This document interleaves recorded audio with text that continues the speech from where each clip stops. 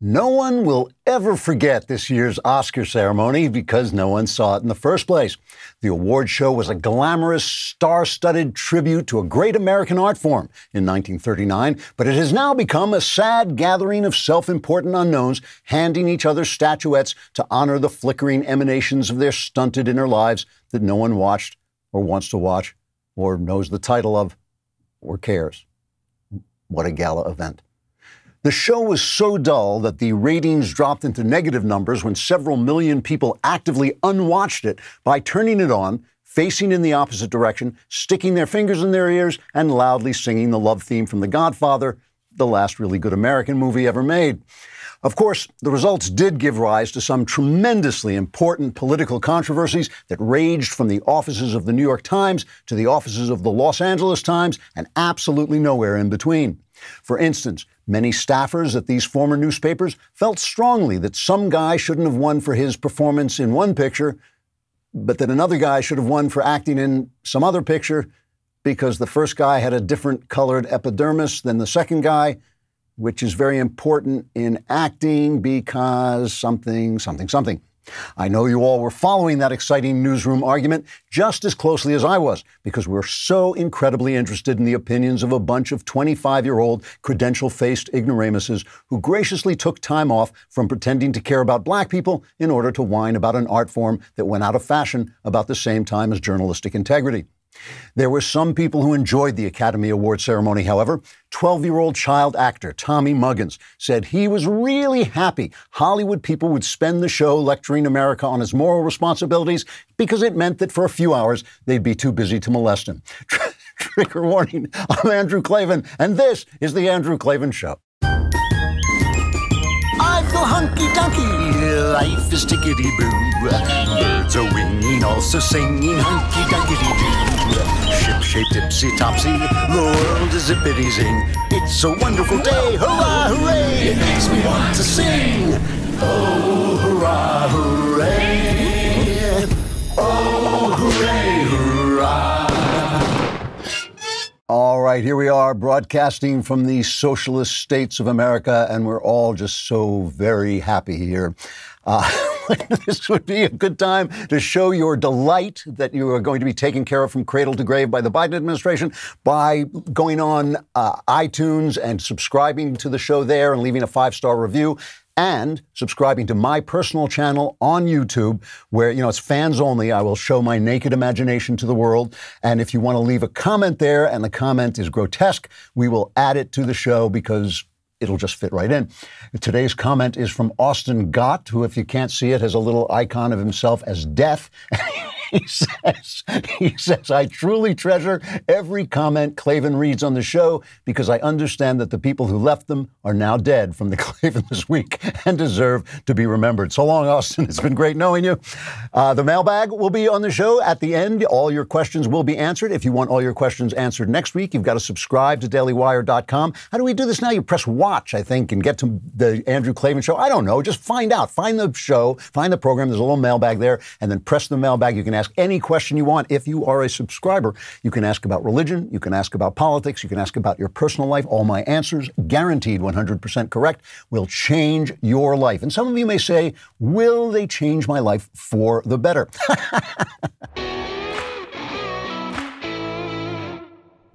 All right, I know you have heard me talking about Helix mattress, how I love to lie awake all night on my Helix mattress because it's very, very comfortable. But Helix has left the bedroom and started making sofas. They just launched a new company called Allform, and they're already making the best sofas we have ever seen. What makes an Allform sofa really cool? Well, it's the easiest way you can customize a sofa using premium materials at a fraction of the cost of traditional stores. You can pick your fabric. It's spill, stain, and scratch resistant. You can pick the color of the legs, the sofa size. Allform sofas are also delivered directly to your home with fast, free shipping. Allform takes just 3 to 7 days to arrive in the mail. And if you're getting a sofa without trying it in store sounds a little risky, you don't have to worry. You get 100 days to decide if you want to keep it. That's more than 3 months. And if you don't love it, they'll pick it up for free and give you a full refund. And they have a forever guarantee, forever. To find your perfect sofa, check out allform.com/Klavan. And Allform is offering 20% off all orders for our listeners at allform.com/Klavan. Klavan. So you need to know, how do you spell Klavan? It's Klavan. There are no easy ways. So a while ago, I was reading a bunch of books on the idea that the moral sense is evolved, like other senses, like sight and hearing, that they evolved over time. The moral sense evolved over time. Like Paul Bloom wrote a book called Just Babies, The Origins of Good and Evil. The Righteous Mind by Jonathan Haidt was kind of famous for a couple of minutes. Some of Steven Pinker's work covered this, and I was just reading a lot about this. Very interesting stuff. But I had this moment when I suddenly realized that every single one of them, when they talked about their life and who they were, every single one of them was a secular Jew. Like I used to be. I used to be a secular Jew before I found Jesus, basically. Now, I mention this because secular Jews have had a very strong hand, and this is not religious Jews. This is only Jews who don't believe. When I say a secular Jew, I mean a racial Jew almost, not someone who believes in the God of Judaism. Secular Jews have had a very strong hand in developing materialistic ideas, okay? Like Freud developed the idea that everything is based in sexual longing. Marx developed the idea that everything was based on money. So things that you thought were maybe, spiritual, like love or ambition or art. No, these were actually reactions to your sexuality, to your sexual drives that had been repressed and then were expressed as art or as love. Your ambition, your happy life in your home is actually oppression because it's all about money, and all of this was talked about in scientific jargon. It was as if they were saying, oh, look, just as we used to think that lightning came from demons, now we know it's just ions bouncing around in the atmosphere.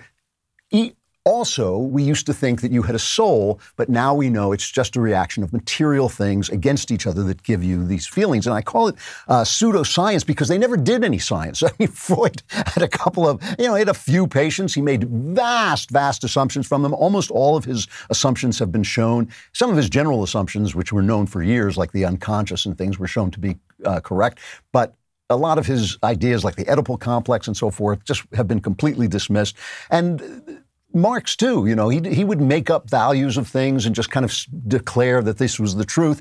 And they were quacks. They were both quacks, but they were brilliant quacks. And they caught on because it made people feel that this was part of the scientific progress of the time. Other things were being explained in materialist ways. So why shouldn't human beings be explained in materialist ways? And the same thing is true about this evolutionary psychology, right? If you listen very closely to what evolutionary psychologists are saying when they talk about the development of the moral sense or something like that, they're just making up stories. In fact, one guy called them just so stories, like from the Rudyard Kipling stories, how the leopards got his spots.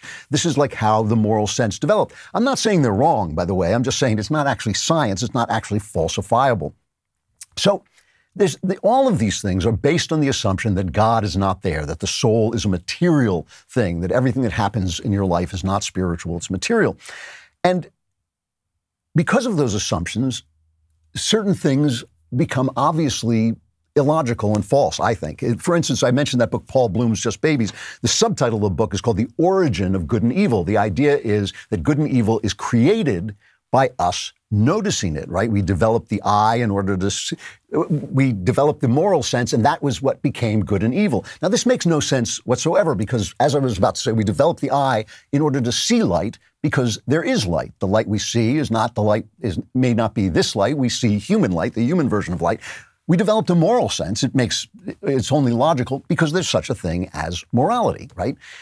But all of these people start with the assumption, Freud too, Freud started with the assumption that God was a projection of the Father onto the heavens, when it makes much more sense that our feelings about our Father are a projection of God onto our Father. All of these guys start with the assumption that there is no God and that the world can be explained entirely by material means, by material processes. Now, don't think at all that I'm saying anything anti-Semitic here. First of all, a lot of these guys' work has been really useful. It's been interesting and entertaining and does explore our physical bodies. After all, this is a material world, as Madonna said, not the Madonna, but Madonna said, this is a material world and everything that we see is done materially, even though it may represent some spiritual thing. But the other day, 2 weeks ago, I think it was, I was talking about Shakespeare's The Merchant of Venice, and I mentioned that Shakespeare felt that Shylock was a bad guy because he was Jewish, and because he was Jewish had no mechanism for forgiveness and grace like a Christian. And a couple of Jewish people wrote in and said, that's a terrible thing to say. I don't believe that. Shakespeare believed that. Shakespeare never met a Jew. The Jews had been expelled from England centuries before. He probably never met a Jew. He was just making a philosophical point about his feelings about the religion, as someone today might make a point about something he doesn't like in Islam. But Shakespeare got that from the culture, from the way Christian culture treated the Jews, which was horrifically. The Jews, the Christian religion started as a Jewish sect. They broke away, and there was hostility between the Jews and the new Christian sect. The Christians developed the idea that is already kind of mentioned in the gospel, that the Jews killed Christ, and this became doctrine through Catholicism. It became doctrine during the Christian, when Western Europe was Christendom. It was doctrine that the Jews killed Christ. Now, of course, the Jews are the only people in the Bible, essentially. The Jews are the people that God chooses as his reentry path into the world. So the Jews represent all of us in the Bible. They represent everybody in the Bible. So, in fact, everybody is responsible for the death of Christ. And to say the Jews killed Christ is just kind of sloughing it off on them to get rid of your own guilt. But this really spread. And people in America don't know this because American Christians have been good friends to the Jews for the most part. But the history of Europe, the medieval history of Europe, is just a horror show for the Jews. I mean, when there was a plague, they would say that the Jews had poisoned the wells, and then they'd go to their areas and they'd burn their houses, kill their children, just destroy their villages. When they went on the Crusades, they went off to Outremer, they called it, the Outlands. They went off to Outremer to fight the Muslims, but they stopped off. They said, well, since we're killing infidels, why don't we stop off and kill the Jews because they're in our own neighborhood? And they would just come by and suddenly murder people. They had a thing called the blood libel, where they would blame Jews for murdering children, and then using the children's blood to make their Passover bread, and a kind of mockery of the Mass. And as I said once in a speech, I think it's a horrible thing to blame the Jews for that just because Shapiro happens to enjoy it. But no, this was terrible stuff. These caused riots. Every Easter pageant had an evil Jew in it. The Jew was the other in the way that blacks in America now pretend to be the other, okay? I mean, the Jew was truly philosophically the other. And so when, it's not an accident that the great civilization of Europe ended with the mass slaughter of the Jews. It was as if Europe's shadow self, the shadow side of the Christian world that they had developed, that human beings had corrupted, the shadow side came out and took over the Europe as Europe died. When Europe started to become more secular after the Napoleonic Wars in the 19th century, that was a good deal for the Jews. Napoleon went around liberating the Jews, and that's when the Jews began to rise up in society. So you can't blame Jews for not being thoroughly enchanted with Christianity, right? History shapes us. We're shaped by the things that have happened in the past. We're all shaped by them. Our ideas are shaped by them. The ideas themselves are shaped by them. So it is not a surprise that if you are a secular Jew, someone who does not believe in the God of Judaism, you're not going to say, like I did, you're not going to say, I will become a Christian, because the Christians have been hunting you for thousands of years. So my only point here is not about Jews, because as far as I'm concerned, if you wanted this important, intelligent, and productive people to love Christianity, you should have gone a little easier on the pogroms. You shouldn't have burned their villages so much. My only point is that we are shaped by history, and our ideas carry history in them. And maybe most importantly, we're shaped by religious history, because religion, as Jung said, is sort of our idea of the totality of the world. And even materialists are shaped by religious history, right? We talk about this all the time. We talk about the fact that leftism is a kind of materialist form of Protestant Christianity. There's a book out called American Awakening, very interesting book by a guy named Joshua Mitchell, and he calls this the two economies. He says in the Christian economy, there's been a transgression, which is original sin. We're all guilty of this transgression. Only God can pay the price as a scapegoat for this transition. But it'll never be made good, right? It will always be in a world of sin until the end of time. So we have to forgive one another. We have to give each other grace. In the material economy, which is the leftist economy, the transgression needs a continual scapegoat because it doesn't have Jesus as the one-time sacrifice. So it makes the scapegoat continuous. And that, of course, here it's straight white men, right? It's straight white men are the scapegoat. They're supposed to pay and pay and pay for the transgression. They are never forgiven. There is no grace. And those are the two forms of the Christian worldview we're seeing now, the two forms that were both shaped by the Christian worldview. One of them has forgotten Christ, and the other one keeps Christ in mind. Remember this when I start to talk about, I'll get back to this a little bit when I start to talk about dystopias today.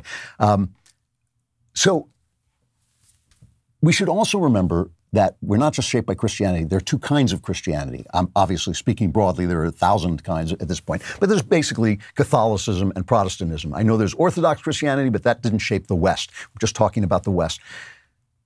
You will notice that Catholics have now started a critique of liberalism as our country goes awry. Our country is obviously going awry. It's obviously becoming a little bit of a dystopia. And Catholics have begun a critique of liberalism, which is largely a Protestant phenomenon. That is, this country derived its liberalism from the Protestant idea that each man could interpret Scripture on his own, right? For the Catholics, the church is the ultimate authority on what Scripture means, what Jesus wants, what God is doing. But for Protestants, they talk about the inner light. You are basically allowed to bring to bear your own interpretation. You can understand how ideas of freedom come out of those ideas, and that this is a Protestant country. This is a country made essentially by Protestants, by men who were shaped by Protestantism. Patrick Deneen is one of the bigger Catholic voices in this. He wrote a book called Why Liberalism Failed, and he basically says, with no moral core, liberalism makes liberty its highest goal. This is also one of Socrates' arguments. Liberalism makes liberty its highest goal. It destroys all the norms in favor of moral liberty. So all your traditions, all your religious traditions, all your values essentially disappear. And ultimately, you need more government to control you because you've gone nuts, right? Because now that there's no such thing as a lady and gentleman, there has to be a law that keeps me from treating a woman like garbage, right? Before, if everybody in the society thought, no, you have to treat a lady as if you were a gentleman, then you don't mistreat women, or you don't get caught at it anyway, because the entire society will turn on you. Once those norms are gone and liberty is the God, then there's nothing to protect women except the law. And so the law becomes increasingly more progressive, and you wind up with the kind of thing we've got going on now. Sarbamari, another Catholic convert, he says he wants a public square reordered to the common good and ultimately the highest good. He wants God at the center of our liberal democracy. Michael Knowles, he's the same way, right? That's why you'll hear him joking about we need a king, or some books can be burned. It's fine. They're just burning the wrong books, right? There's some voices should be censored. They're just censoring the wrong guy. This is why Ben and I have decided, to have Knowles quietly put down like the dog he is. It's not an accident. It's not an accident that there are now 7 Catholics on the Supreme Court. Although Neil Gorsuch, who was raised a Catholic, apparently goes to an Episcopal church, but all the conservative justices, all of them, are Catholics, right? Well, except for Gorsuch, who, like I said, he's Episcopal, which is Catholic-like. Because the Supreme Court is the one Catholic-like institution in this country. It has become more and more Catholic-like. It's like the Pope. It's the person who gives the definitive answer on what our laws mean. Now, the funny thing about Catholics, these Catholics who are talking about the problem with liberalism, is when you say, what should we do? How can we stop this? How can we make people turn to the highest good? Their voices trail off. They don't have any solutions because they're trying to solve a Protestant problem by Catholic means. And we will not accept a church, running the country. We will not accept a theocracy. The ultimate expression of this Catholic objection to liberalism is called Catholic integralism, which basically brings the church back into control of our religious lives. And I don't think America is ever going to accept that ever, right? Now, all of this, again, is not to blame anyone. It's not to say Catholics are bad, Protestants good, Jews are bad. It's just to point out that we are all shaped by history, which is why the left pulls down statues and throws out writers, bans books, fails to teach about religion, fails to teach about history, changes our history, because they want to make you blind to who you are. It gives you less freedom. The more you know where your ideas came from, right, the more you can change them, the more control you have over them. It might not hurt for secular Jews to turn around and say, secular Judaism is a culture. It's a great culture. It's a productive culture. It's an interesting culture. But like every culture, it also has its flaws, right? It starts from this assumption of the material world, maybe because of their history. Maybe it's something they should look at and change, right? Now, obviously, I'm talking about historical forces, but you won't be surprised that in all of this, I see the hand of God, right? The work of secular Jews and the disagreement with Christians. We see the tension between being physical creatures, being material creatures, and also creatures who feel they have a soul. That's the kind of tension between Christians and secular Jews, not religious Jews, secular Jews. In the Protestant-Catholic divide, you have this sort of struggle between liberty and authoritarianism that has defined the West, that has always been a part of the West. It's the dance between our longing to be free individuals and our need to be in community. And the early Christian church solved that conflict by having us become members of the body of Christ. That word members comes from the Christian church, I believe. At least they sort of augmented it because they said we were in the body of Christ. We are members. A member means a limb. So we're organs in the body of Christ, which means each one of us is an individual, but we're all part of a greater thing that gives us life and gives us who we are. And even the Jew, in my theology, the Jew is part of the body of Christ, because the Jew is the part of the body of Christ that doubts. He's the part that says, I'm not sure this is true, or I don't believe this is true, and without doubt, you really can't have faith. So it's easy to see that with enough love, all of these disagreements, the Jews could be studying material ideas, the Catholics could be studying authoritarianism, the Protestants could be studying freedom, and all of these ideas could come together into one body that was going forward, moving forward, and growing like a plant grows to the light. But unfortunately, we all are shaped by history, and the history begins with original sin, so instead we kill each other and destroy each other. And instead of progressing like a plant growing toward the sun, we progress the way we're progressing now by building great civilizations and then tearing them down. Everything you're seeing now was shaped by history. It started way, way before any of us were born, even before I was born, which really is almost biblical times at this point. But the more we know about it, the more we think about it, the more we see where it's coming, the more we have control over it, the more we can identify the ideas, change them, and reconstruct them into something better. The left is doing everything they can to prevent that, and that's why we have to start to understand who we are. One of the reasons I don't go to auto parts stores is because I don't know that much about my car. I don't even know what the license plate is, so I don't want them asking me any questions. But the other reason is because I want to go on rockauto.com, because I want to say rockauto.com, because it makes the women swoon. Rockauto.com always offers the lowest prices possible on auto parts. They don't change prices. It's a family business. They've been serving auto parts customers online for 20 years. So go to rockauto.com to shop for auto and body parts from hundreds of manufacturers. And best of all, their prices at, you guessed it, rockauto.com are always reliably low, and the same for professionals and do-it-yourselfers. The rockauto.com catalog is unique, remarkably easy to navigate. You can quickly see all the parts available, and the prices are reliably low. Go to rockauto.com right now and see all the parts available for your car or truck. Write Klavan in their How Did You Hear About Us box so they know we sent you. You got to say it the same way. You know, any way you say Klavan will make the women wild, and it doesn't really matter how you say Klavan, but you want to say rockauto.com.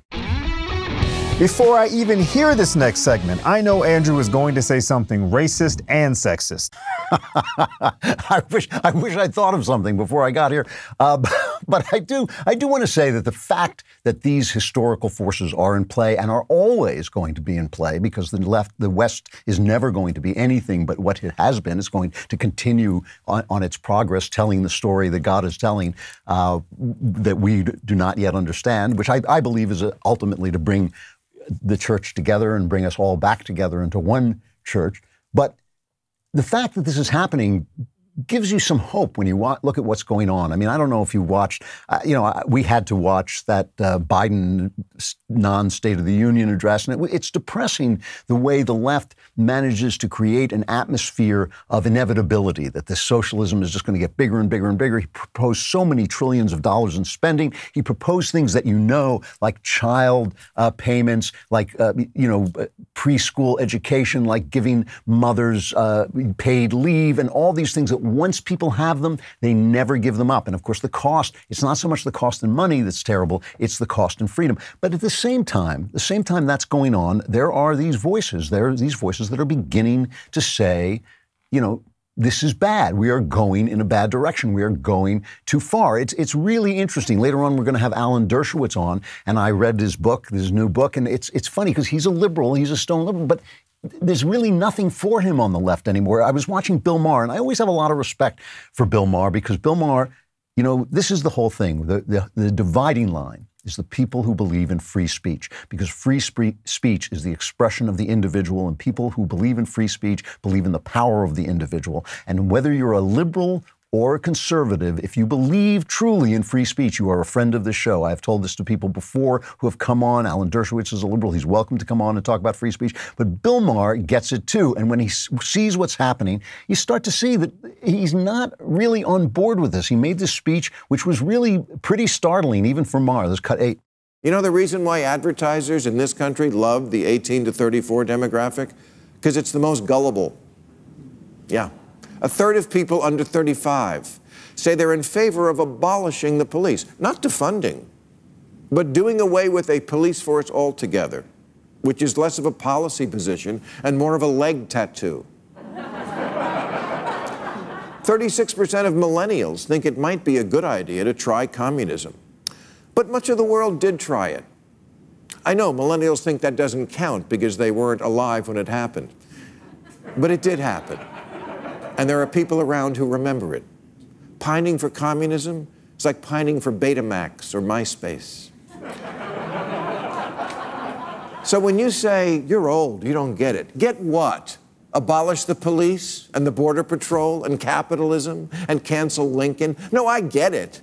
The problem isn't that I don't get what you're saying or that I'm old. The problem is that your ideas are stupid. You know, that's the ball game, essentially, if more and more people start to say this. James Carville, I mean, this is the thing. You know, all this time, these people own the TV shows, they own entertainment industry, they own the news industry, they own the academies, now they own the CEOs of major corporations, and they call themselves the resistance, right? What are they resisting? They're resisting freedom. They're resisting the people. But now these are actual voices of resistance within the movement. James Carville, the Democrat Clinton hack, who's really, as in with this as he can possibly be, he said wokeness is a problem. He was talking to Vox. He says wokeness is a problem and everyone knows it. It's hard to talk to anybody today. And I talked to lots of people in the Democratic Party who doesn't say this, but they don't want to say it out loud because they'll get clobbered or canceled. Now, Carville doesn't necessarily disagree with wokeness. He disagrees with the words, the language. But the language is part of what wokeness is. The language is the tool of bullying that the woke use against people.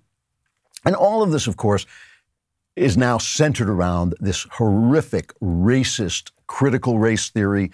It has all kinds of different names, anti-racism, but it's just racism. I mean, the Democrats always make this argument.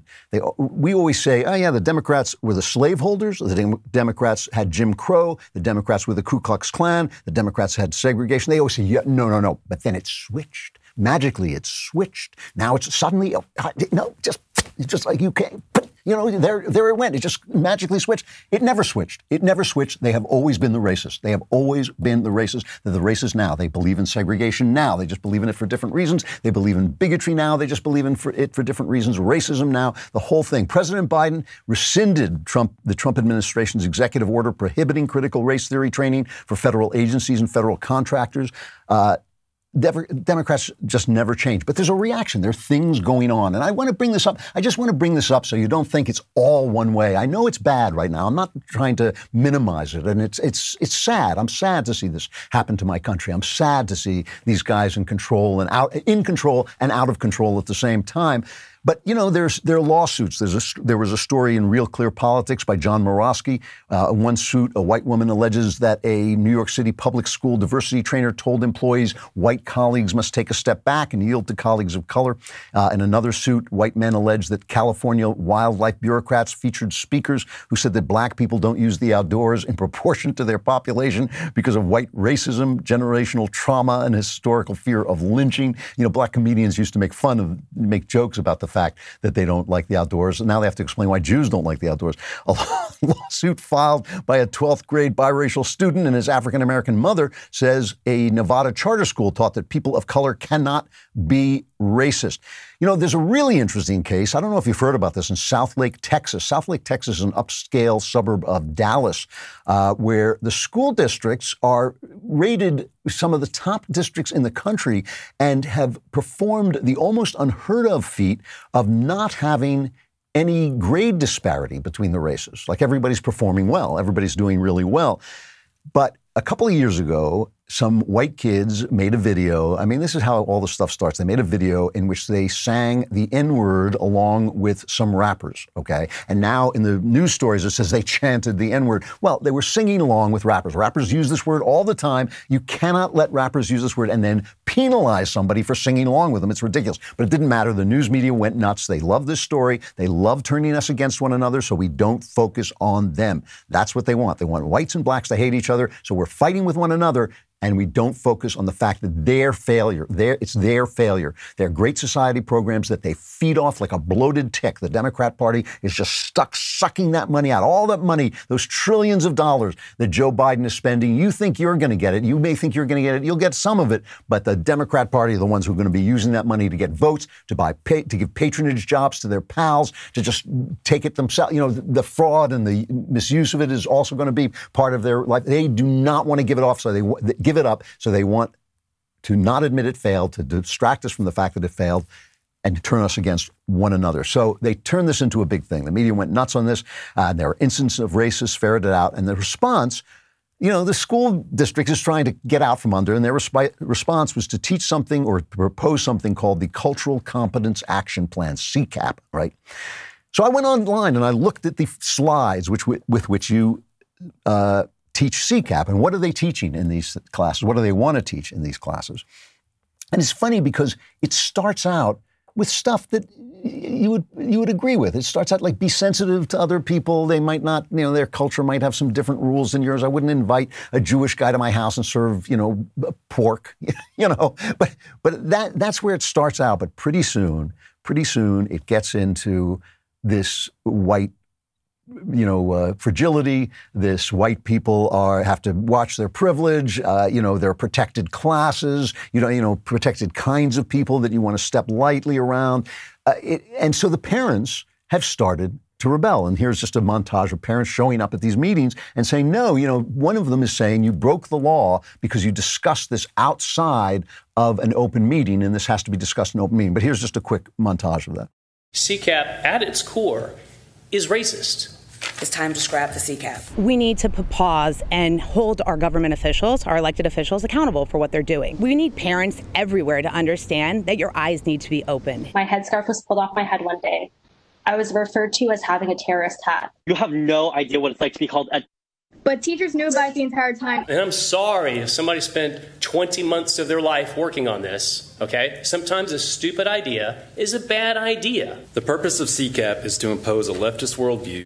So it's really interesting. What the purpose is, it is a leftist worldview, but the real target of all this, the real target of all of this stuff is assimilation.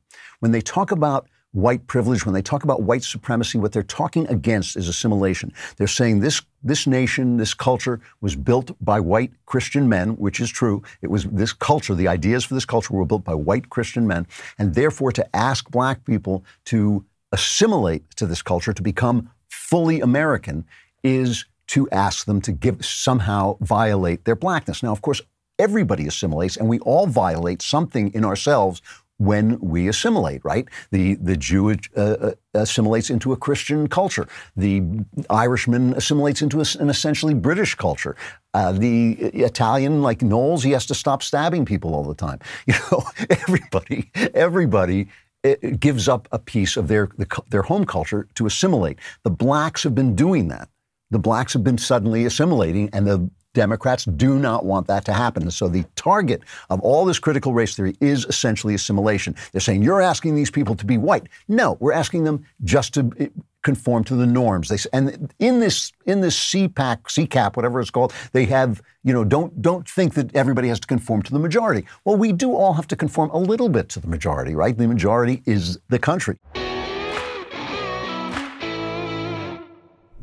So finally, I'm moving house. I'll be out of that attic you've been seeing me in into a new house. And one of the things I want to get for my new house is a Ring doorbell so I can see who comes to the door no matter where I am. Ring doorbells and security cameras.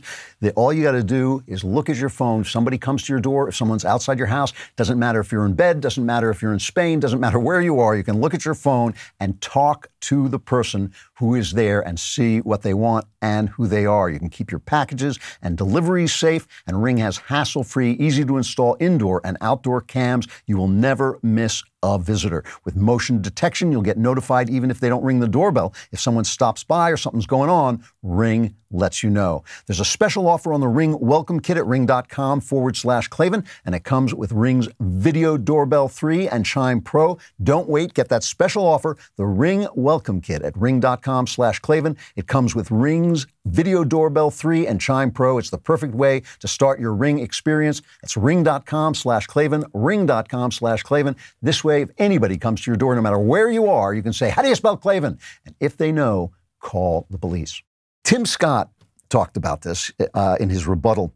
Oh, let me just, before I get to Tim Scott, the progressives reacted to that montage you saw. They reacted to people protesting. They sent a postcard out. I don't know if we have that. Yeah, we do have this postcard. It says, why follow these clowns anywhere, right? And this is a school board election is coming up that has now become a referendum on this theory. So they sent out this postcard. It names local residents and even outs one to neighbors for past criminal conviction simply for objecting. It is a vicious, vicious attack on the people who are objecting to this. So Tim Scott talked about this last night in I thought it was a really good rebuttal to Biden's speech. I guess this is 2 nights ago. This is the hardest job in politics, to have to give the rebuttal to the State of the Union. But I thought Tim Scott did a pretty decent job. And this is one of the things he's talked about education and the left, 22. 100 years ago, kids in classrooms were taught the color of their skin was their most important characteristic. And if they looked a certain way, they were inferior. Today, kids are being taught that the color of their skin defines them again. And if they look a certain way, they're an oppressor. From colleges to corporations to our culture, people are making money and gaining power by pretending we haven't made any progress at all, by doubling down on the divisions we've worked so hard to heal. You know this stuff is wrong. Hear me clearly. America is not a racist country. It's backwards to fight discrimination with different types of discrimination. And it's wrong to try to use our painful past to dishonestly shut down debates in the present. So if you think that the left is not racist, immediately on Twitter, Uncle Tim trended, like Uncle Tom. It trended until Twitter took it down. They're just so incredibly racist. I mean, it is just built into the Democrat Party. It really is. You know, the interesting thing to me about Uncle Tom is obviously a character from the novel, and the idea is that Uncle Tom is servile toward the evil white master. But of course, in the novel, Uncle Tom is Jesus. Uncle Tom is a Jesus figure. So it's a little bit more complicated than that. But anyway, what a nasty thing to say. He says America is not a racist country, and good for him for saying that, because that is simply the literal truth. And what the left likes to pretend is what they hear is there's no racism in America, which is nonsense, obviously. Ibram Kendi, the guy who generates so much of this stuff, he puts out a tweet saying the heartbeat of racism is denial. We can hear the heartbeat clearly. That was his reaction to Tim Scott's comment. Now, this is something that always burns me. We talked about Freud and Marx at the beginning of the show. This was a trick that they used to use. A lot of Freud's theories were wrong. And he would say, well, you want to sleep with your mother. And you would say, no, have you ever met my mother? Nobody wants to sleep. I don't want to sleep with my mother. And Freud would say, see, that proves that you want to sleep with your mother because you're repressing the fact that you want to sleep with your mother by denying it. The denial is the proof. Marx would say the same thing. He would say, you're oppressed. And he would say, oppressed, I've got a lawn, things are going great. No, my friend, that's false consciousness. The fact that you are happy proves how oppressed you are because it's your false consciousness. Online, they call this the Kafka trap from Kafka's novel The Trial, which is this incredible assault on bureaucracy, where this guy is arrested, Joseph K. is arrested, and he has to face this madness on trial. And the Kafka trap is if someone denies being something, it's taken as evidence that the person is that thing, since someone who is that thing would deny being it. So it's the Kafka trap, right? But this is really, this is really something that is now filtering in to the resistance. There is a resistance now to this, and people are saying it out loud, and they are risking a little bit being canceled. Tulsi Gabbard put out a video. This is cut 7. My dear friends, my fellow Americans, please, please let us stop the racialization of everyone and everything. It's racialism. We are all children of God and are therefore family in the truest sense, no matter our race or ethnicity. This is aloha, and this is what our country and the world need. The mainstream propaganda media and politicians, they want us to constantly focus on our skin color and the skin color of others because it helps them politically or financially. Aloha means respect. You know, I'm telling you, left and right, serious, sane left and right people can talk together if they talk like this. Right? There are things that I'm not talking about the left. I'm talking about liberals, guys a little bit on the left of center, like people on the right of center. There are things that we can agree on, compromises we can make. This country can go forward. It can become America again, but people have to say stuff like this. The other person who did this, I mean, it's amazing. The Oscars literally, they got something like a third of their audience, the third of their audience they got. There were more people in the chamber watching Biden, who also got absolutely no ratings whatsoever than there were watching the Oscars at home on TV. But they still took time to lecture us. We don't even go to their movies anymore. Their movies are boring. Their movies are lecturing us. They're lecturing us. But the one guy who was a little bit different was Tyler Perry. I mean, this was really interesting. He made a speech that was essentially subversive, and he won that Gene Herschel Humanitarian Award. I know guys who've worked with Tyler Perry, and he's supposed to be a good guy and really focused on things that he wants to improve in the world, and a charitable guy. And he made the speech that was kind of subversive, and you can hear the audience only start to catch on to what he's saying as he goes along. This is cut 1. I refuse to hate someone because they are Mexican or because they are black or white or LGBTQ. I refuse to hate someone because they are a police officer. I refuse to hate someone because they are Asian. I would hope that we would refuse hate. And I want to take this Gene Herschel Humanitarian Award and dedicate it to anyone who wants to stand in the middle.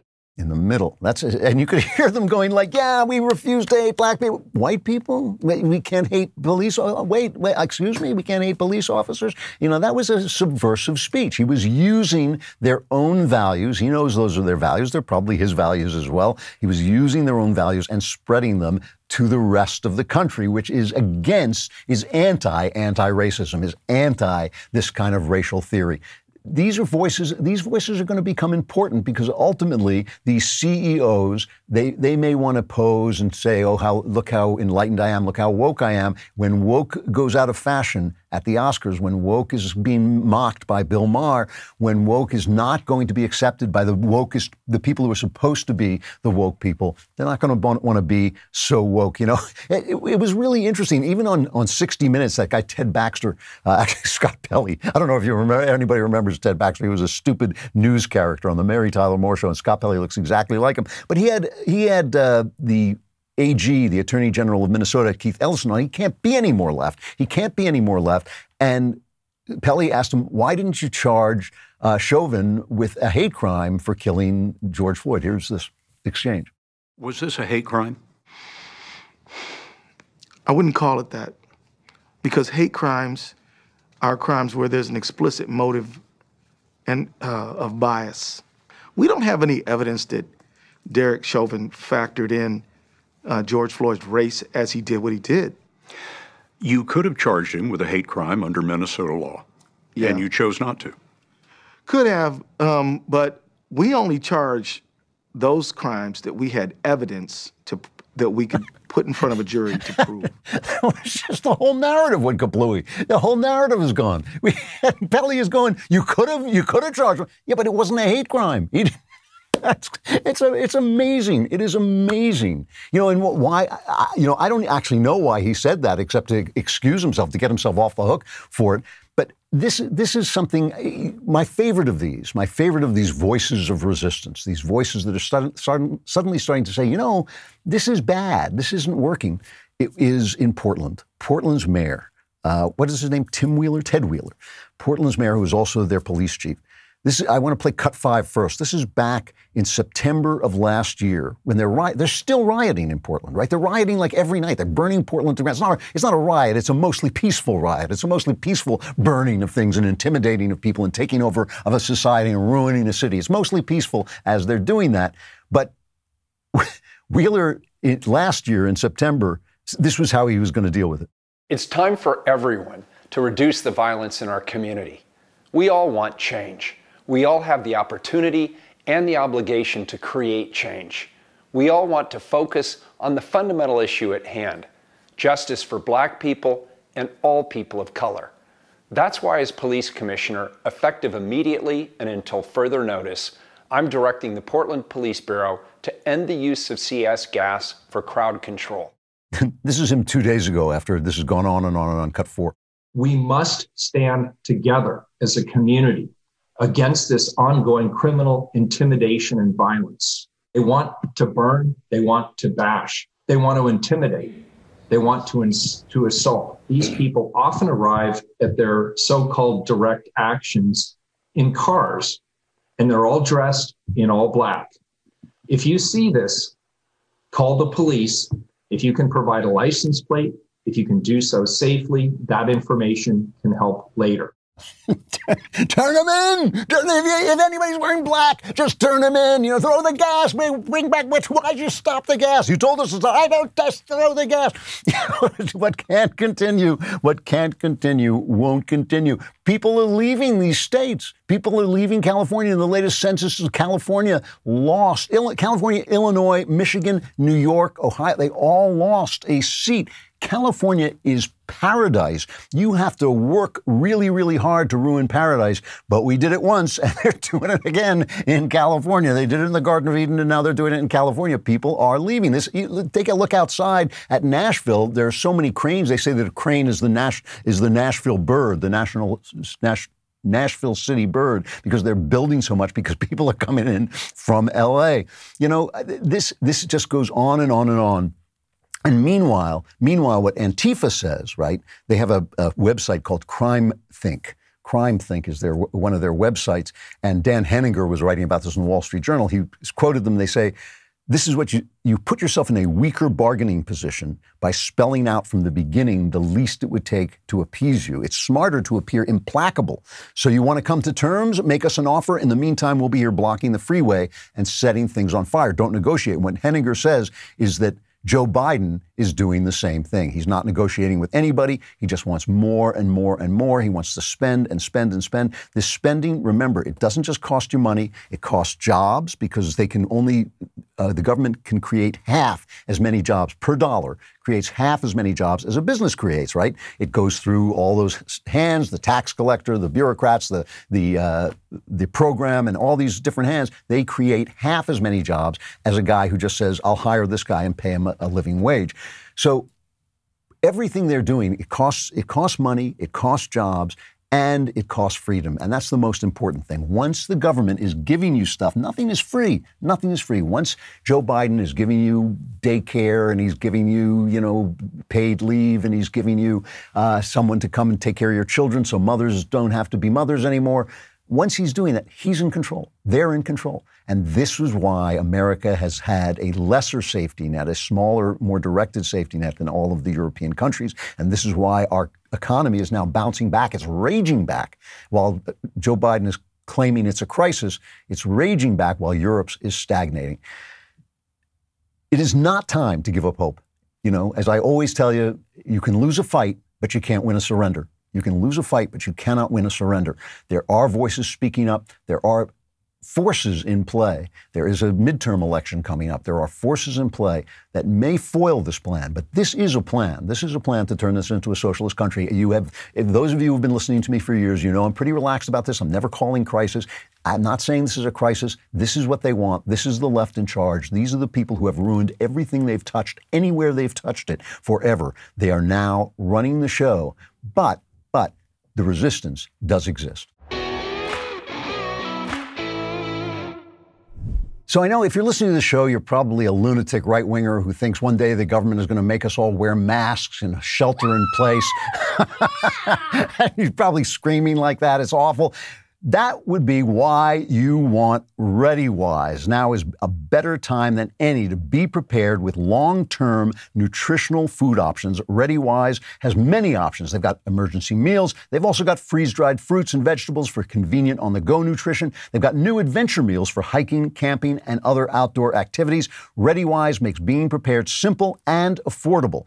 Order online and have nutritious meals shipped directly to your doorstep. When government resources are strained or when the government is bothering you, it can be days, if not weeks, before fresh food is available. Don't put yourself in a situation where you need food during an emergency. Prepare today. This week, my listeners can get 10% off at ReadyWise.com when entering Klavan at checkout or by calling 855-474-4084. ReadyWise has a 30-day, no-question-asked return policy, so there's no risk in taking the initiative to get you and your family prepared today. That's ReadyWise, ReadyWise.com, promo code Klavan to get 10% off. And I know what you're thinking. You're thinking, sure, you spelled ReadyWise, but how? Oh, how? Please tell me how. Do you spell Klavan? It's Klavan.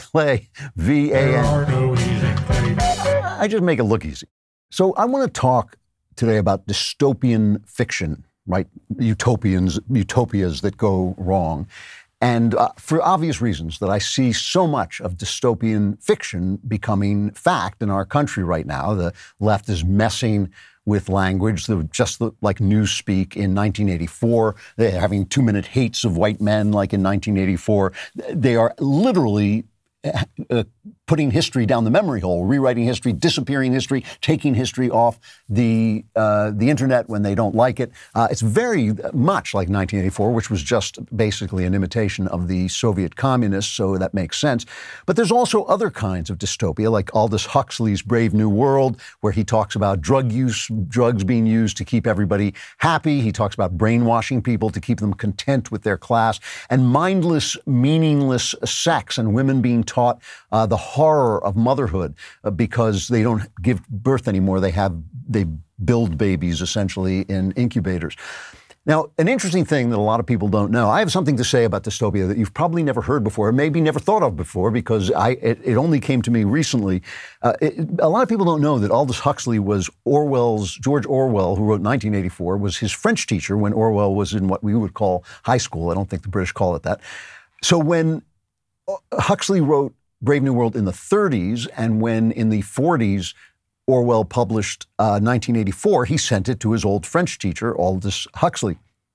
And Huxley wrote him a letter, and in the letter, the book had already been praised by critics, but Huxley had bad eyes, so he didn't read it until later on. But he said it was a tremendously important book. He said it was a profound book.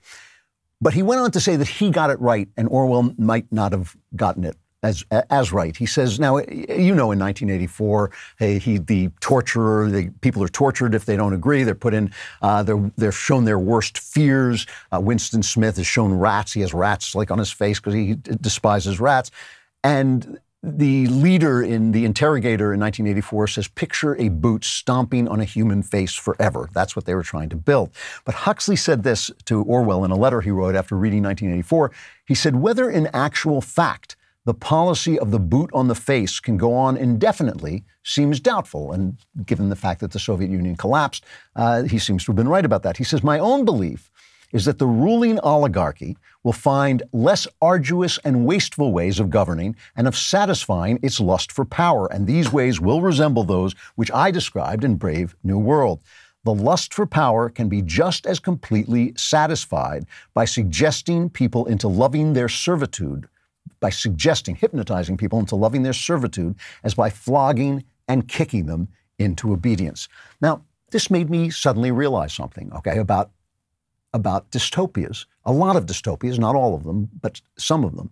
I want to show you 3 scenes from kind of dystopian movies that are all of them based on books that are just show you something tremendously interesting. The first, there was a terrible, terrible television movie made of Brave New World in 1980 with Keir Dullea, an actor I've never thought was any good.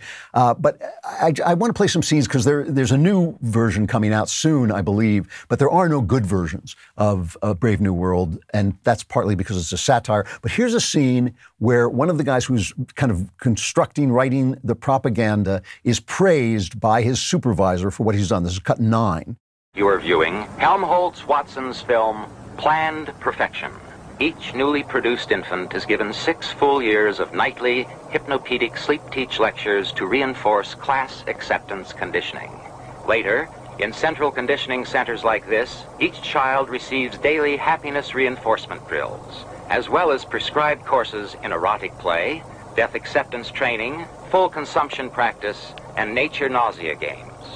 Then, upon reaching computolescence after 6 more years in a final conditioning school, each happy, healthy individual will go forth to take up his or her predestined place in the greater society, dedicated to ensuring the continuing perfection of community, identity, stability. Excellent and very nicely packaged. You liked the whole film, I mean. Oh, immensely. You caught the whole spirit of unchanging perfection. Whole spirit of unchanging perfection. Now, here's another scene. I'm going to show you these scenes first before I tell you what I've been thinking about. This is a scene from a movie called The Giver, which came out as a good movie, actually, pretty good movie. Came out in 2014. It's based on the famous novel by Lois Lowry. This is the opening of the film where they explain what has happened after, I guess it's a nuclear war, has destroyed civilization, and so they put back the civilization to ensure that there will now be perfect peace, and he explains it as the movie opens. This is cut 12. After the ruin, we started over, creating a new society, one of true equality. Rules were the building blocks of that equality. We learned them as new children. Rules like use precise language, wear your assigned clothing, take your morning medication, injected, obey the curfew, never lie. Never lie, and they're all injected with a kind of a soma that makes everybody sort of feel kind of equal. And finally, just one more scene. This is from the Stepford Wives. This is from the not very good remake of the Stepford Wives. There was both movies were kind of bad, actually. The book is excellent. It's the Ira Levin novel from the 70s, and it was kind of a hilarious idea that the guy who made the animatronic models at Disneyland had created a perfect community, and it was perfect because all the women were turned into animatronic housewives who had nothing on their minds at all but to take care of their husbands and their children and to do the chores. They were all very beautiful. They all had better figures than the original wives that they were built on. And at the end, there's one rebellious housewife who finally gets turned into one. And this is the final scene of the remake as she is introduced, this woman who was kind of a rebel, had a career, wasn't satisfied with being a homemaker. She is recreated as the perfect housewife, this cut 11. What a delight to see all of our wonderful wives and their happy, happy husbands. Tonight is truly the highlight of our year because tonight we honor our very newest citizens of Stepford. In my opinion, they are the cream of the crop and couple that proudly proclaims Stepford, the American way of love.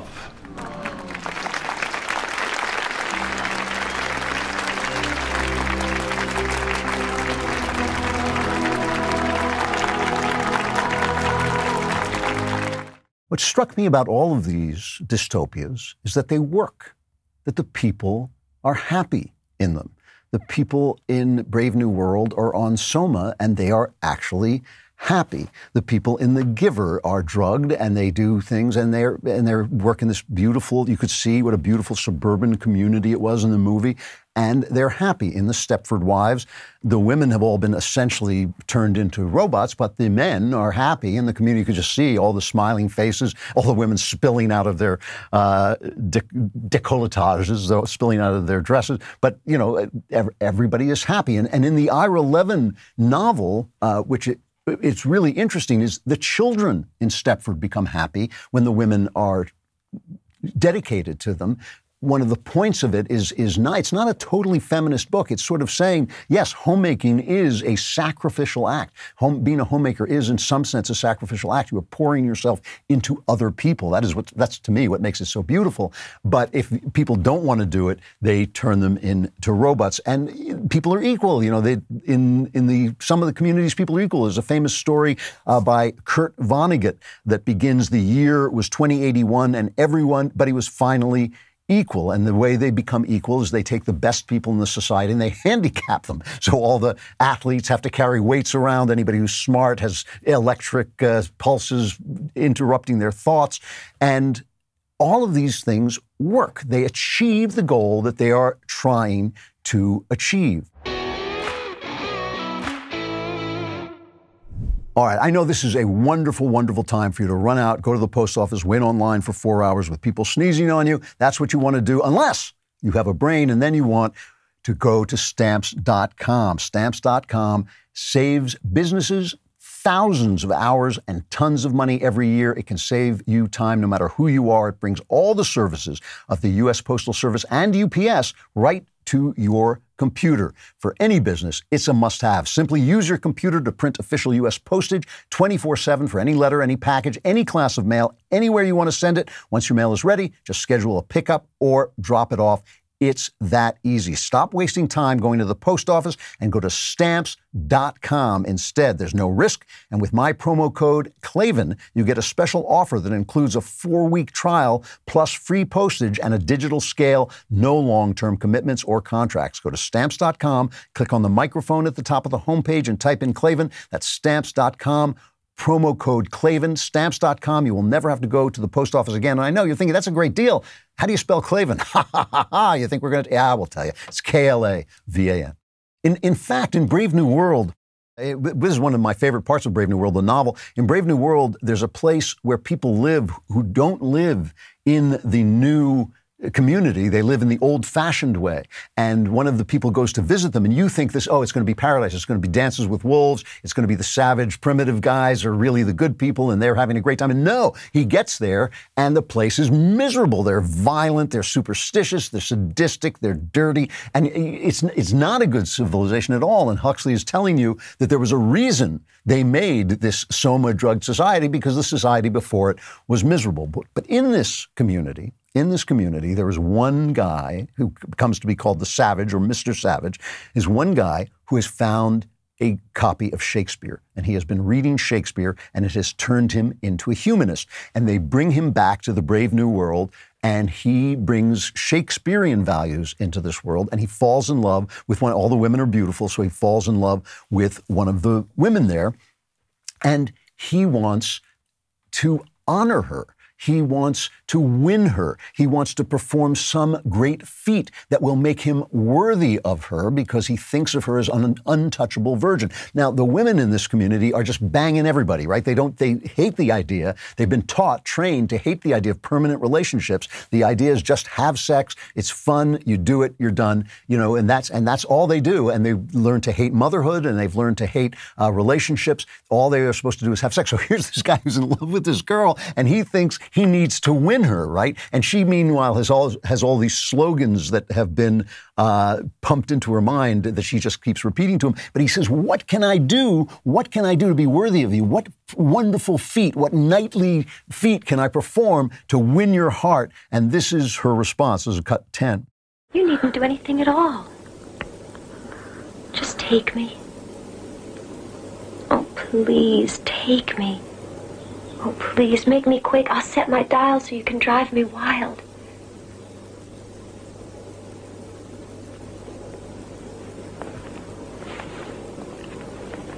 Oh, hug me. Hug me till you drug me. Give me a kiss that's full of bliss. Oh, shame, where is thy blush? Stop it, whore! Get thee to a nunnery, go! A what? Assume a virtue if you have it not! Out of my sight, damned whore! A gram is better than a dam. When your nerves go jingle jangle, a soma will make you spick and spangle. Someone will make you spick and spangle. He has become a human being, and he's flinging Shakespearean epithets at her because she's just, she's happy to go to bed with him. He doesn't have to win her at all. She's not modest. She's not protecting herself. She's not ready to going to have a baby. That's not going to happen. So none of it matters. There's no consequences to it. The dystopian novel, the dystopian story, in order to be a story, depends on you having those values. It depends on your having the moral understanding that in order to achieve this perfect world, something terrible has been done. You have to think that it's terrible to take women's personalities away and turn them into robots. You have to think that it's awful to drug people with soma and hypnotize them so that their feelings are controlled by the state. You have to believe that in order for the story to be a dystopian story, because otherwise, if you have no moral code, if you do not have a human moral code, dystopia is utopia. Right? The only reason these stories are essentially horror stories is they depend on us to be horrified. Otherwise, the civilization works. In The Giver, one of the most powerful scenes and one of the most conservative, unbelievably conservative scenes is The Giver is the kid who is going to inherit the secret knowledge of the society. He is going to learn the basis of the society and all the things that happen on it. And one of the things that happens that his own father is in charge of is that babies are killed if they're imperfect, right? They have a couple of babies who are kind of like twins or triplets and then they take the ones who aren't perfect. They only take the perfect one, and the one who's not perfect, they kill him, and they call it releasing him. And he gets to witness on a screen his father injecting this baby so that this beautiful, gorgeous newborn baby is released, and this is his reaction, cut 13. That's death. He doesn't know what he's doing. Doesn't know what he's doing. He killed him. But he doesn't know what it means. Just like you didn't. Neither did Rosemary. How can he not see the baby isn't moving? Doesn't that tell him something is wrong? The young and the old are killed. Your friend Fiona, she will soon be trained to release as well. That's a lie. She'd never do that. If Fiona understood... We are the only ones who understand it. Then it's our fault. You and me and all the receivers back and back and back and back and back. There has to be a way to show them, to give them the memories so they can understand. Because if you can't feel, what's the point? See, if you're not a human being, what's the point? If you can't feel, what's the point? It's only a dystopia to the people who understand what they are doing. The people who know not what they do, like the people who kill Christ, think they're doing the right thing. They think they're living in utopia. It's only a dystopia because of our moral impulses, right? It's just like abortion. Abortion works. Abortion frees women from the responsibilities of the consequences of having sex. Abortion does make their life easier. Abortion does make it so that they don't have, get raped or make a stupid decision and wind up with a baby for life. It works. The only reason it doesn't work is if you have the moral sense to know that it's killing. If they can talk us out of our morality, dystopia becomes utopia. You can slaughter your way to perfection, right? There's a wonderful story, 1973, by Ursula K. Le Guin. It's so short, you can read it online, but I will tell it to you, essentially. It's called The Ones Who Walk Away from Omelis, and it begins with this place, Omelis, that has a summer festival, and it's just a beautiful, beautiful place.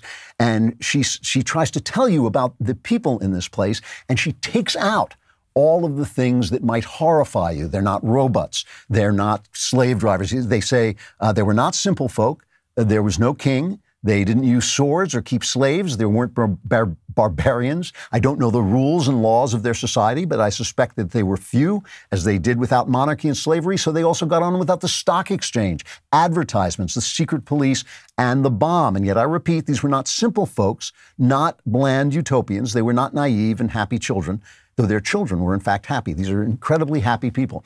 But there's one secret in Omelas. There's one secret in Omelas, that there's a basement room. In a basement under one of the many beautiful, beautiful buildings, there is a child locked in this room. A child maybe that says it could be a boy or a girl.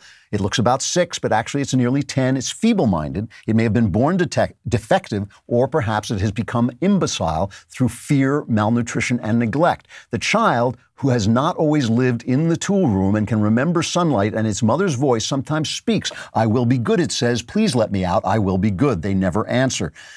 The child is abused. They abuse this child, lock this child up. And she says, Ursula Le Guin says, if the child were brought up into the sunlight out of that vile place, if it were cleaned and fed and comforted in that day and hour, all the prosperity and beauty and delight of Omelas would wither and be destroyed. Those are the terms. Because the world is broken and sinful, in order to perfect it, someone has to pay. Someone has to be sacrificed. We say it's Jesus. It's one and done. We say that sacrifice is over, and now we are free men and women. They say it's white, straight male, and then it never ends, and there's no grace. Ursula Le Guin ends this story by saying that when they reveal, each person has to learn about this child hidden away, and some of them just leave. They leave Omelas, she says. They walk ahead into the darkness, and they do not come back. The place they go towards is a place even less imaginable to most of us than the city of happiness. I can't describe it at all. It is possible that it does not exist, but they seem to know where they are going, the ones who walk away from Omelas. Dystopia is utopia if you ignore immorality. The left uses every trick it can to make you do that. They say it's a crisis. They twist language so it has no meaning. They use the force of law and social shunning to make you forget your morality. The ease of being given things. Oh, I'm getting stuff. I can have all the sex I want and have an abortion. To make you forget that it is immoral. To make you forget that it's wrong to take people's money away. It's their money. It's not Joe Biden's money. It's theirs. They should spend it on what they want instead of what the government wants. It's wrong to kill or to mutilate your children, even if it's convenient or causes sexual paradise. It's wrong to force choices on people, even if they're the right choices, because freedom is a good. We on the right keep saying communism doesn't work and socialism doesn't work and utopia doesn't work. But China is kind of proving that they might work. They might work. You might be able to run a society that works, as long as you're willing to live with atrocity. We on the right are the ones who walk away from Omelas. I had a doctor once, absolutely true, who used to, on the front counter of his office, used to have a bowl of Viagra, like M&Ms, so you could just walk in and take one. So, of course, you know me, I took one. It's good stuff. I tell you, it actually works. And Rex MD makes getting generic Viagra easy. It's all done online and from the comfort of home and then delivered. There are no office visits, no talking to a receptionist. Super simple. And right now, sample packs of generic Viagra are available for listeners of my show. And I'll tell you how to get those in just a second. But here's how this system works. You fill out a quick medical questionnaire on the website, and a doctor reviews your situation and prescribes you generic Viagra. If appropriate, then your medication is shipped right to your door with free two-way shipping. RexMD is easy to use, and they've helped over 100,000 guys get the medication they need. It's never been easier to take control of your health. Those sample packs of generic Viagra I mentioned are available to our listeners, but you've got to go to rexmd.com/Klavan.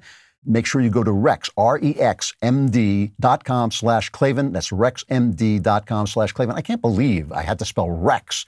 The question is, how do you spell Klavan? Because that's what really gets women excited in the first place, is Klavan. So you probably know the Daily Wire is growing like crazy. We moved the whole company across the country. We released our first feature film. We struck up a movie deal with Gina Carano, launched a new talk show hosted by Candace Owens, all within the last 6 months. I'm in this incredible new studio they've got. It's like an airplane hangar. I'm writing stuff for them. We're moving at the speed of light. I'm so excited for the future of the company. I really am. And all of us here at Daily Wire would like to express our gratitude to you because you make all of it possible. We want to continue to include you in our future plans. Every week on my show, I talk about a lot of great products and services from sponsors. I try them, I love them, I use them myself. But we want to get to know you better so we can choose our sponsors with you in mind. So please go to dailywire.com/Klavan and fill out my audience survey to tell us a little more about yourself. And to sweeten the whole experience, those of you that complete the survey will be entered to win a $1,000 gift card. But you can only take the survey once per Daily Wire show. So if you want to increase your chances of winning $1,000, go listen to Ben Shapiro, Matt Walsh. Oh, all right. Go listen to Michael Knowles too, and you'll get access to their surveys as well. Again, my survey link is dailywire.com/Klavan. We would love to hear from you. Don't miss tonight's episode of Candace. She sits down with Dave Rubin, the host of The Rubin Report and author of Don't Burn This Book, to discuss everything from the recall of Gavin Newsom to Caitlyn Jenner's run to replace him and more. And catch her Wednesday next week for an interview with a very special guest. So join now and stream Candace live on Fridays at 9 p.m. Eastern, 8 p.m. Central, only on Daily Wire. Get 25% off a new membership with code Candace at dailywire.com/subscribe. Hurry, because this deal is going away next week. And make sure you grab the audio podcast on Apple, Spotify, or whatever your platform of choice may be. Just head to Apple Podcasts or Spotify and subscribe to Candace today.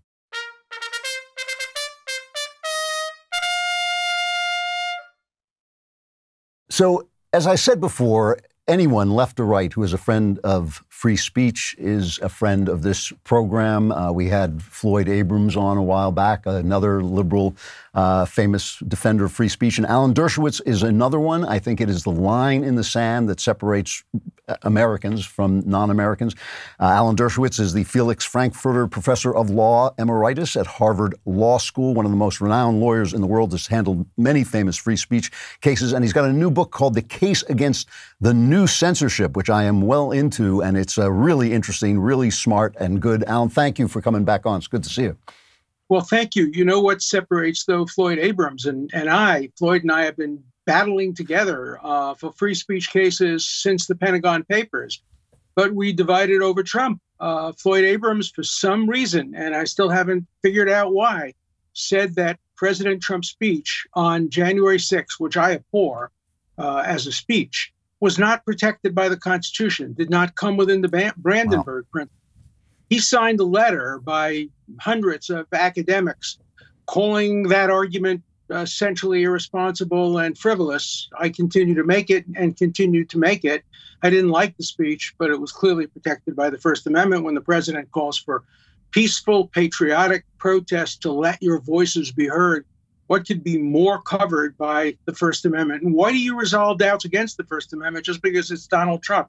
You should always resolve doubts in favor of the First Amendment. So why don't you have Floyd and me both on the show, and we can discuss this issue, because we're good friends and I admire him enormously. We just disagree about this one issue. I would like to do that. I did not know that he was actually, I know about that petition, but I did not know he was on that petition. I was shocked. It's shocking. Can you just explain so people know what you're talking about, what the Brandenburg Principle is? Okay. So the Brandenburg Principle is the single most important First Amendment case of the 20th century, which is where the First Amendment really came into being. It didn't exist really in the 19th century as a matter of law. And the Brandenburg was a Nazi, terrible Nazi, who stood in front of a large crowd, with crosses and nooses and you name it, and called for people to take revengeance on Congress, etc. And horrible, hate-filled speech. And the Supreme Court said, I think 8-0, when Justice was not on the case, that it was protected by the Constitution, that it was despicable speech. It was like the Nazis marching through Skokie, Illinois. And I've always been on that side of the case, and so is Floyd. But, when it comes to Trump, there are some who have made the Trump exception. That's okay, because he's gone now. But I don't want to see the Trump exception become the rule. Professor Lawrence Tribe now would make it the rule, because he follows the crowd and the fads wherever they go. So now the fad is to not prioritize the First Amendment, and Tribe is there along with others. And I'm going to stick to my principles and always advocate free speech and always err on the side of more speech rather than less speech. Now, the book that you're writing now, though, is largely concerns this threat to free speech that's not from the government. It's really not covered by the First Amendment. It is the threat from corporations, from social media. You call it the greatest threat to free speech since the Alien and Sedition Acts, which were in 1798. So that's a long time ago. Why is it so threatening? Because I completely agree with you about that, by the way. Why is it so threatening? You know, starting in 1969, I have been litigating First Amendment cases. I argued my first case in the Supreme Court in 1969 on behalf of a terrible movie called I Am Curious Yellow, an anti-war movie which had a little bit of sex in it. I then argued the Hare case, the Pentagon Papers case. I was the law clerk in the New York Times versus Sullivan. We win all the cases against the government. The government is an easy target when it comes to the First Amendment, because the First Amendment says Congress, which has been interpreted to mean government, shall make no law abridging the freedom of speech. So when the government tries to censor, it's extremely dangerous. But in America, they lose all the time. Now we have a situation where the censors are coming from the private sector. They too have their First Amendment rights. And that right includes the right to censor. They're wrong to do it, but they have the right to do it. Not only that, but the people who are on the forefront of censorship are good people. They're our nephews, our children, our friends. They believe in equality. They're against racism and sexism and homophobia. We're on the same side that they are. They just don't understand the need for free speech. As Brandeis once said, the greatest dangers to liberty lurk in well-meaning people, zealous but without understanding. And that represents the new approach, the new censorship. Good people doing bad things for good reasons. You know, I always, whenever I read your stuff, this is the argument that always bothers me, because I'm a conservative. I'm a conservative because I'm a liberal. I'm a conservative because I think that the conservatives is a liberal. Are you sure these are good people? Are you sure that the logic of their philosophy has not led them, you know, under the name of being opposed to racism, under the name of being in favor of equality? Are you sure it hasn't led them into actually a moral error? Well, it may have, as to some, but I have met people who really, really are good, really want to see the world better themselves. You know, look, let's remember too, being young is not a guarantee of being on the right side. The people who first burned the books in 1933 in Munich were students. Right. The people who led the campaign to murder opponents during Stalin's regime were students. The people who helped overthrow the country in Cuba under Castro were students. The people who cleaned out Tiananmen Square as the result of Mao, many of them were students. Students have been on the wrong side of every cause in history. And so you're right. Some of these students do become bad people, but I'm going to give them the benefit of the doubt. And I certainly know some very good people who are in favor now of censorship, and they're harder to fight against. As Pogo said, we have seen the enemy and they are us. So one of the things that I keep hearing people say is that you cannot stop Twitter, Facebook from censoring because they too were protected by the First Amendment. But Lincoln made the argument that the Constitution is based on the Declaration. And the Declaration says our rights are given to us by God and the government is formed in order to secure those rights.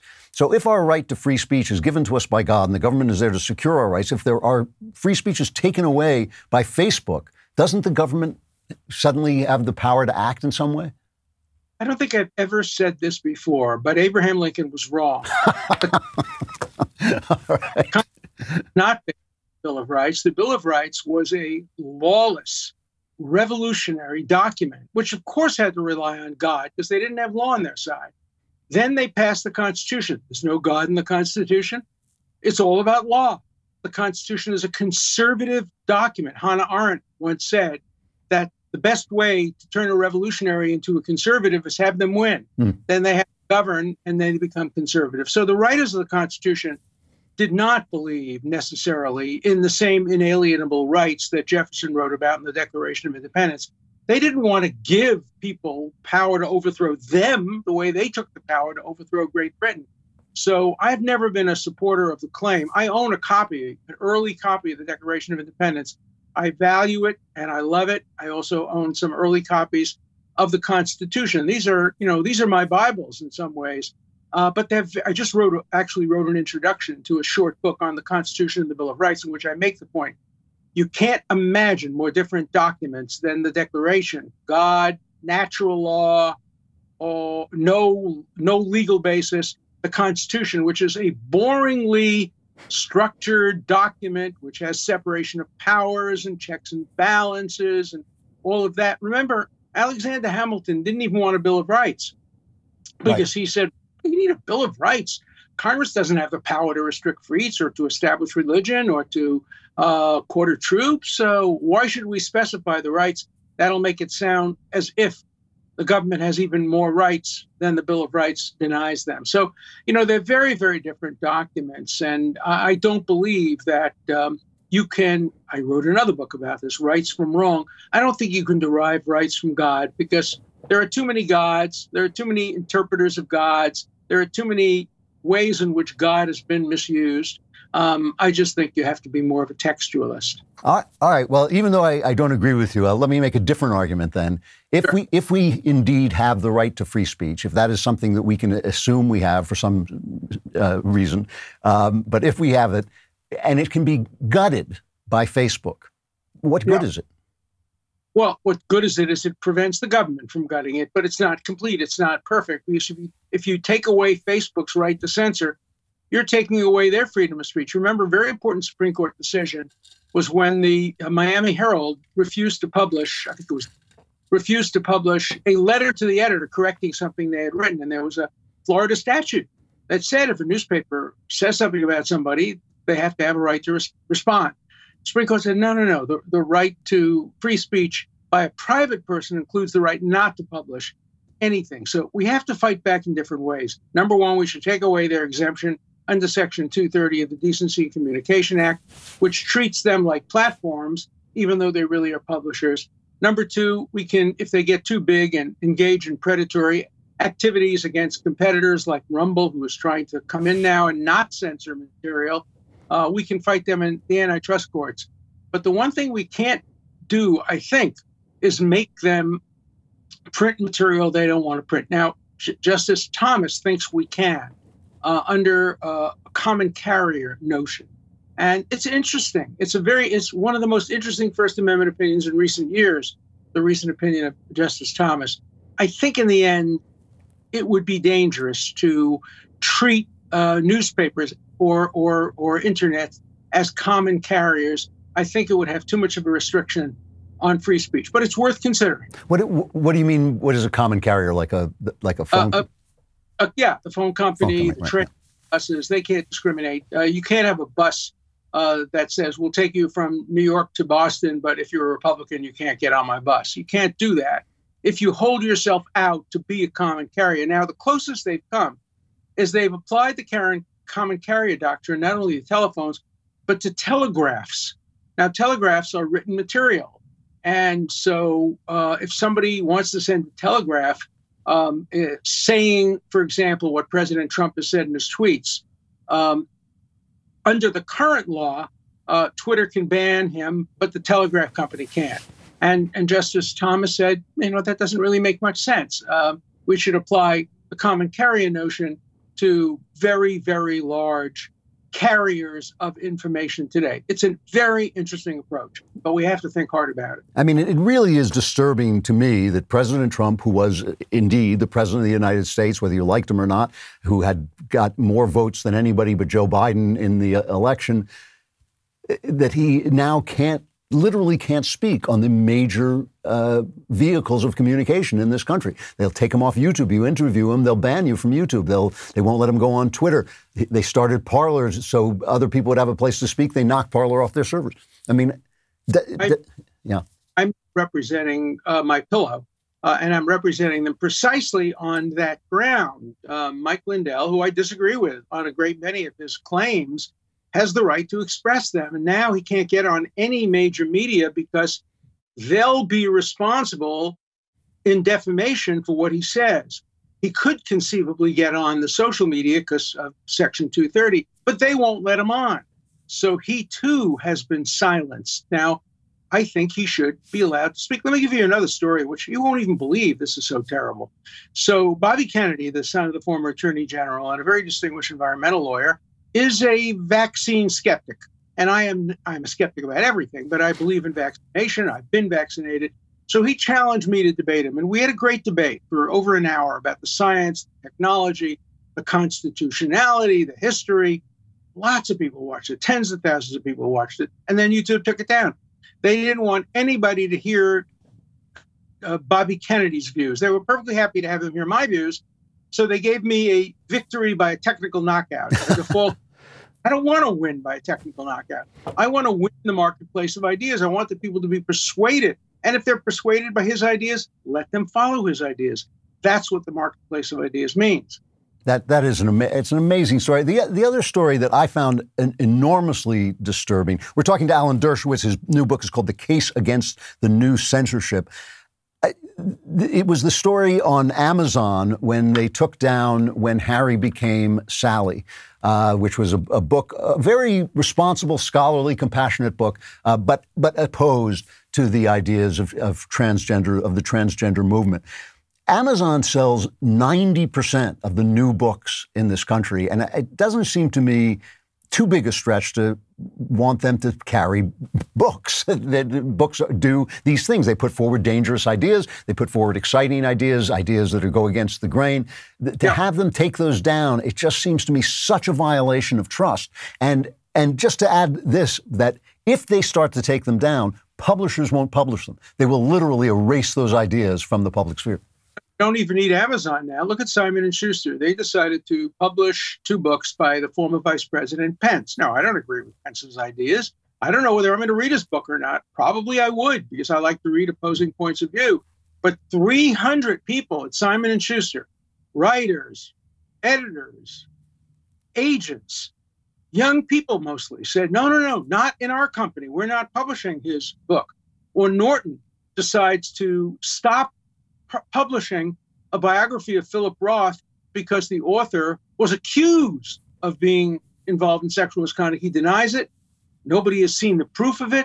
And yet I can't read the Philip Roth biography because Norton won't publish it. What people seem to forget is that the First Amendment has 2 aspects. Number one, the right of the speaker to speak. So the publisher who published the Philip Roth biography has his right.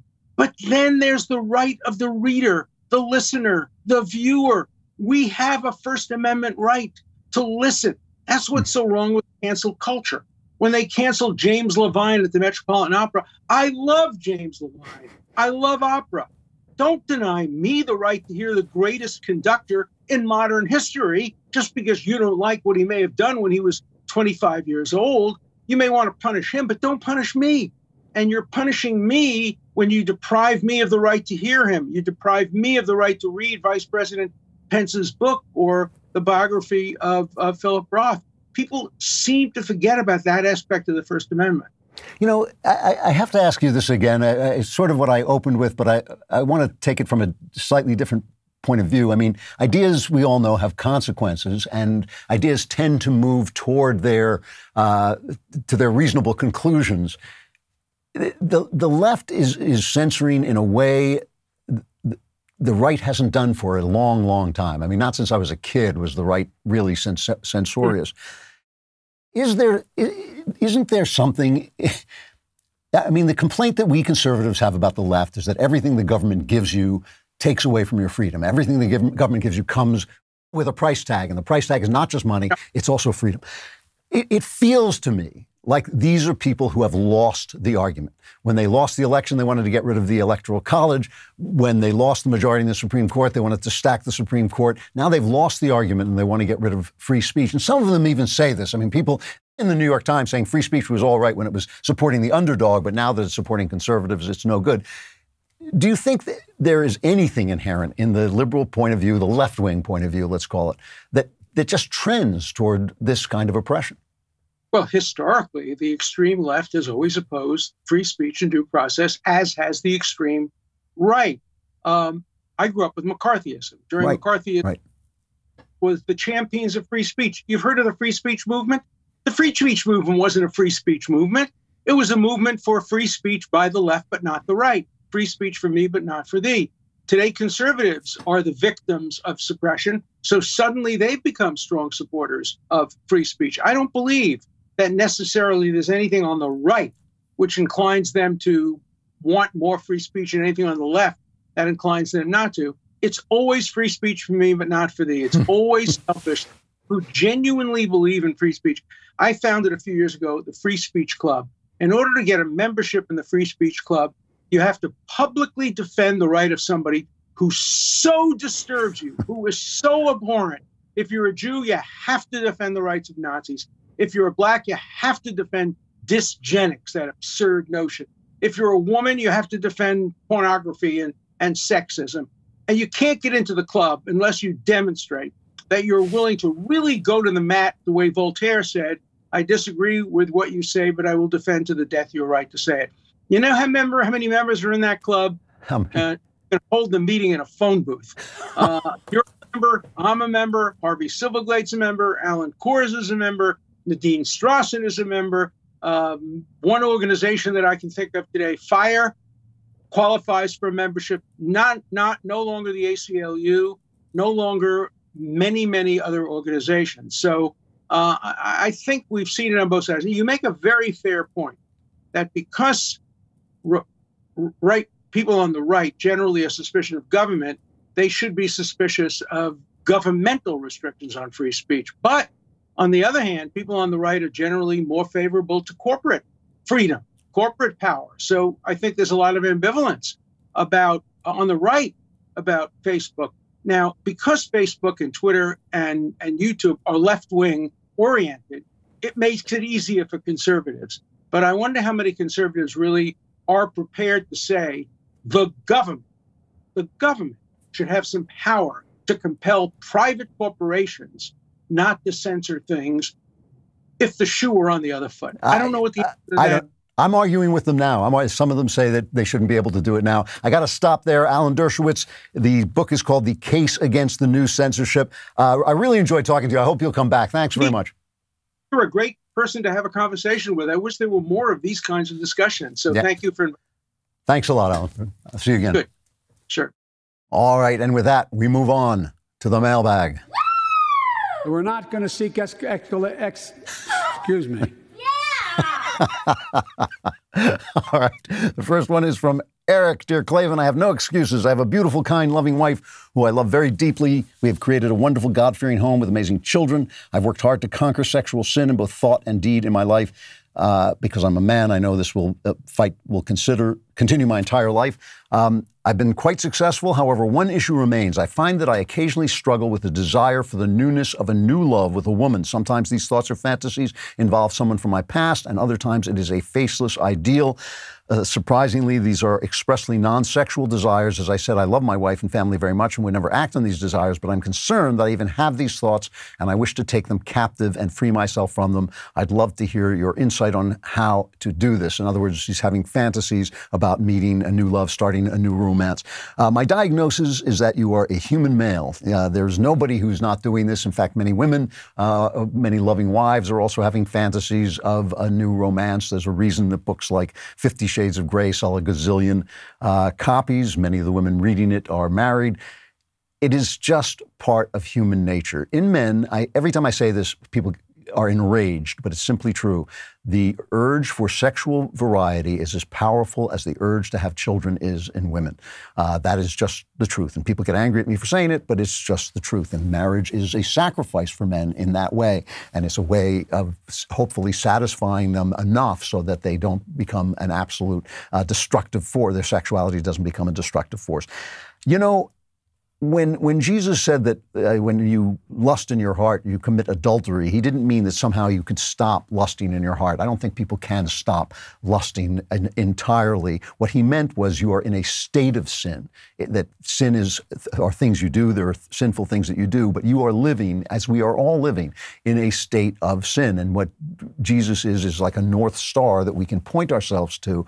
I don't really think, I think it is destructive to constantly berate yourself for every thought that you have. I think these are thoughts that people have that let off steam. It's like taking the dog for a walk, basically, to steal a metaphor from Stephen King. You know, he says people read horror because it takes their horrifying dogs out for a stroll. You know, this takes out your desire for a mental fantasy stroll and relieves the pressure on it. The one thing that I do think you have to be careful of is that genuine erotic romantic energy, so much genuine erotic romantic energy goes into your fantasies that you turn it away from your wife. You know, your wife, you should be romancing your wife all the time. Even when you're annoyed, you should be reminding yourself that this is the love of your life. And it sounds to me like you know that, but you should be reminding yourself in every conversation, whenever you hear yourself getting annoyed, just remind yourself, no, wait a minute, this is the love of my life. Let me, you know, romance her as well. And so if the romantic energy, erotic energy of your life is being poured into these fantasies, that is a bad thing.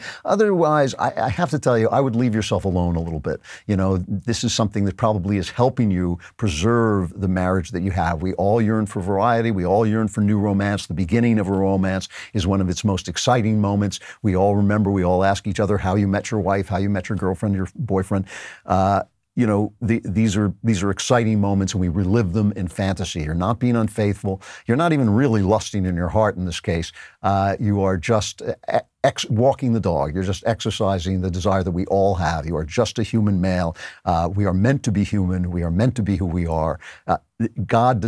Jesus says, I came so that you could live life abundantly and have the joy that I have.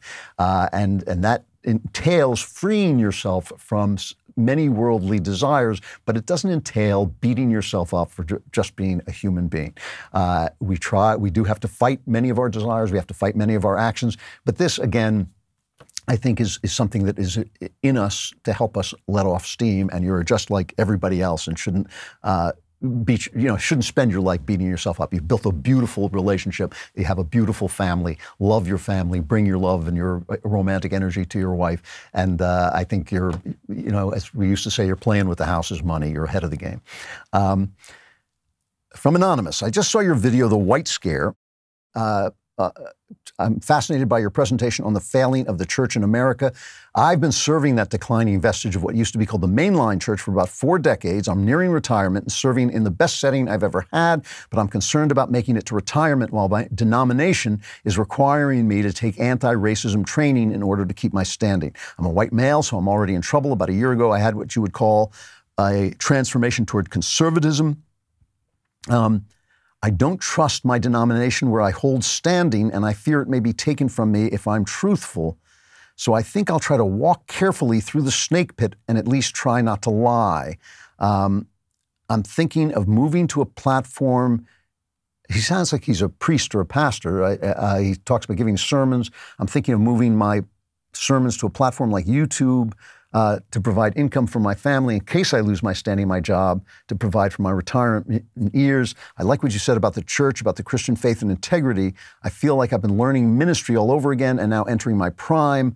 Any advice or encouragement, I'll at least take your prayers. I've been very impressed with your knowledge and wisdom. Keep up the good work. The world needs your voice. Well, thank you for that. I'm not quite sure what you're saying here, but if you're saying that you are going to participate in this racist anti-racism. If what you're saying is that you're a pastor or a priest or somebody who has, you say you have standing, someone who has authority to speak, you have to speak. You can't not speak. It's not enough not to lie. It's not enough to play like dodging the bullets. You got to come out and say something. You know, I'll tell you, I'm running out of time, but I'll tell you a very quick story about my son, Spencer, who was a wonderful guy, one of the best theologians I've ever met. Right, he's a brilliant theologian, and he's gay, and he loved the Church of England when he was at Oxford, and he wanted to become a priest in the Church of England. And he went to them and talked to them, and at least to feel them out, and he told them, he was very honest with them about the fact that he was gay, and they said, well, you know, you cannot be actively gay, wink, wink. And he said, well, what does that mean? And he said, well, look, many priests are actively gay and have relationships and live with people, but you just can't talk about it. So they weren't refusing him for being gay. They're refusing him because he refused to lie. He said, I'm not going to begin my priesthood with a lie. I'm not going to become a priest by lying. So remember, they weren't saying, no, you can't be gay. They were saying, you can't tell anybody. You can't tell anybody. One of the proudest moments in my life, truly, was when he turned them down. When he turned them down, I knew he wanted it. I knew he was really interested in it. I knew it was something of value to him, but he turned it down because he had integrity.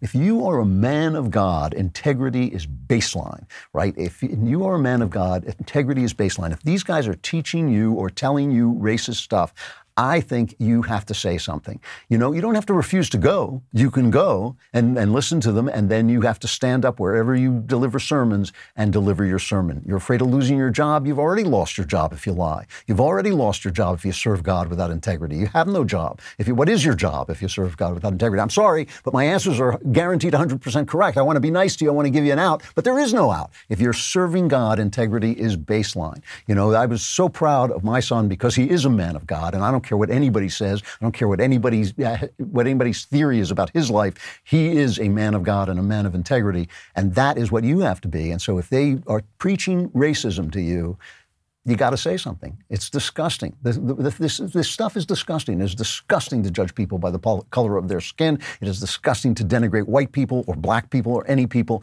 You have to, if you're a man of God, you have to speak up. Sorry. I know that's not what you wanted to hear, but I had to tell you. I got to stop there. The Klavanless weekend is upon you, so none of this really matters because the possibility of your surviving till next Friday is like almost invisible. I mean, it's a microscope. It's like a microaggression. You can't even see it. But if you do make it, I'll be back on Friday. I think I will be doing an All Access on Wednesday, so I'll see you there if you are an All Access subscriber. If not, I'll be back on Friday with The Andrew Klavan Show. I'm Andrew Klavan.